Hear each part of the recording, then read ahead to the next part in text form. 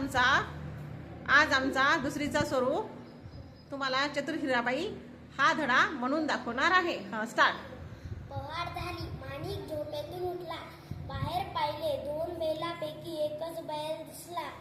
माणिकने बायकोला हाक मारली. दोघांनी सगळीकडे बैलाचा शोध घेतला, पण बैल सापडला नाही. दुसरा बैल चोरीला गेला होता.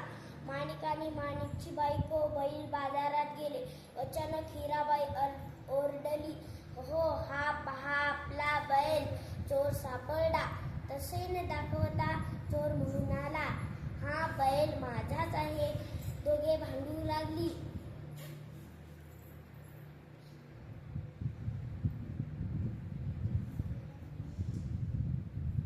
हिराबाई चतुर होती. तिने बैलाचे डोळे हाताने बंद केले. चोराला विचारले, बैलाचा कोणता डोळा अधू आहे ते सांग.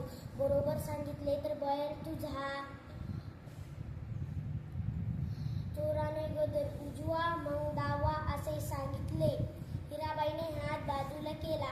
बैलाचा कोणताही डोळा अधू नाही असे दिसले. लोकांनी चोराला पकडले. पोलीस आली. चोराला घेऊन गेली. माणिक आणि माणिकची बायको बैल घेऊन आनंदाने घरी गेले. छान.